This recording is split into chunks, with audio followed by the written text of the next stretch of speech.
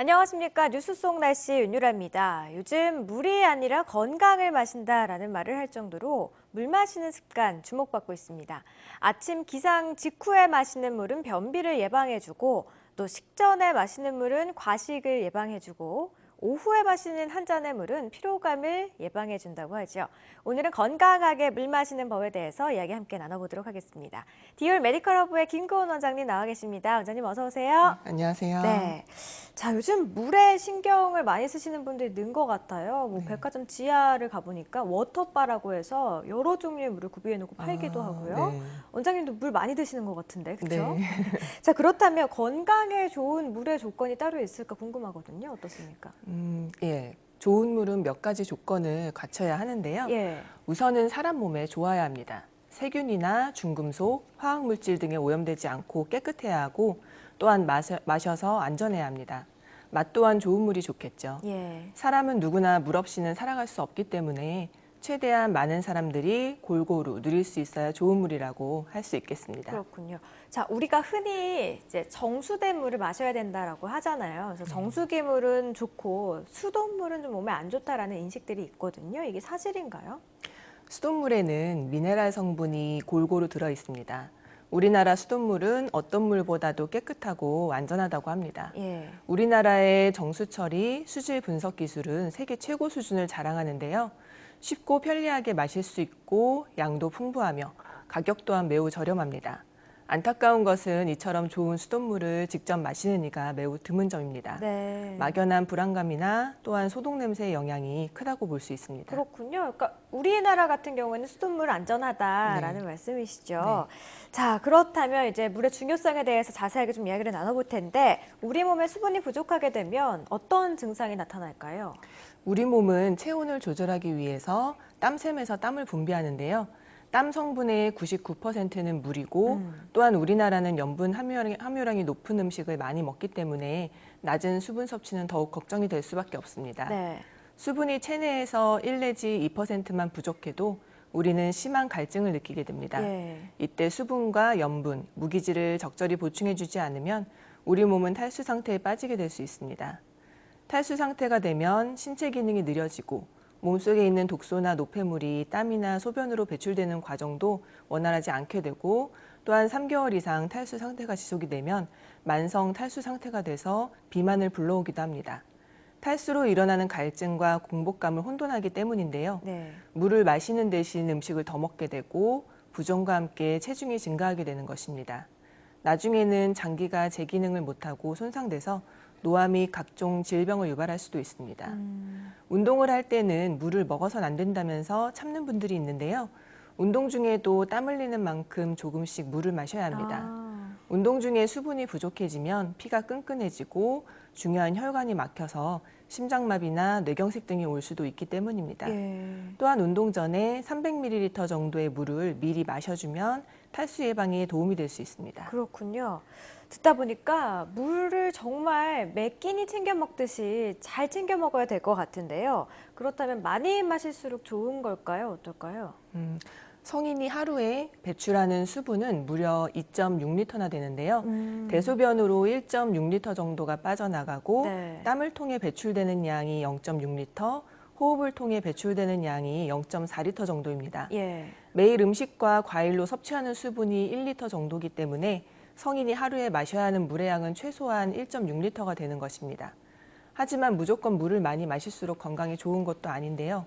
과도한 물 섭취는 우리 몸의 전해질과 나트륨 성분을 낮춰서 저나트륨 혈증을 일으켜 온몸의 세포가 물에 부른 상태가 돼서 두통이 생기고 피곤해지며 정신도 혼미해질 수 있습니다. 또한 몸이 붓고 무거워지기도 합니다. 짜게 먹으면서 물을 많이 마시는 경우는 더 문제인데요. 나트륨은 수분을 붙잡는 성질이 있어서 쓸데없는 수분이 몸에 과도하게 축적되기 때문에 살이 찌고 부종이 생길 수 있습니다. 따라서 물은 평소 입안의 갈증이 사라질 정도로 최소 1.6리터 이상 마시는 것이 좋습니다. 너무 많이 마셔도 안 좋지만 최소 그래도 1.6리터 이상은 마셔야 한다라는 말씀이시죠. 자, 물을 이제 건강에 좋은 걸 알면서도 막상 또 실천하기는 물 마시기가 좀 어려운 것 같은데 일단은 많이 먹는 것보다 잘 마시는 게 중요할 것 같습니다. 물 마시는 방법도 따로 있을까요?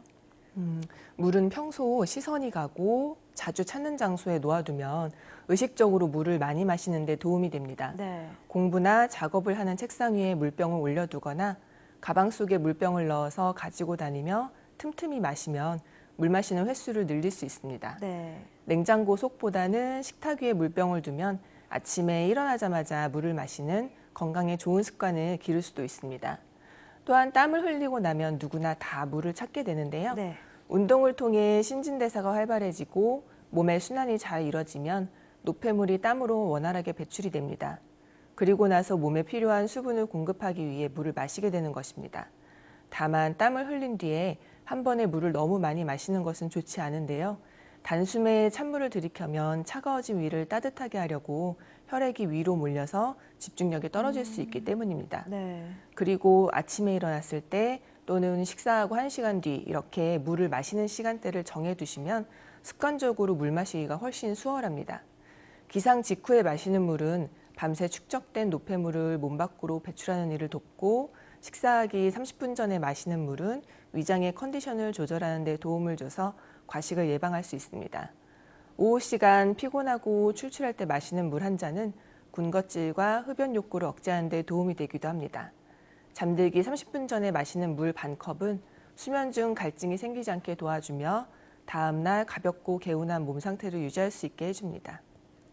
네, 물도 정말 습관적으로 그리고 규칙적으로 잘 마셔야 될 것 같은데, 자, 평소에 물 많이 안 마시던 분들이 나도 이제 건강을 위해서 물 좀 마셔봐야겠다 하시다가 잘 안 된다고 하시더라고요. 네. 벌컥벌컥 마시기도 힘들고 네. 어떻게 좀 편하게 마실 수 있는 방법이 있을까요?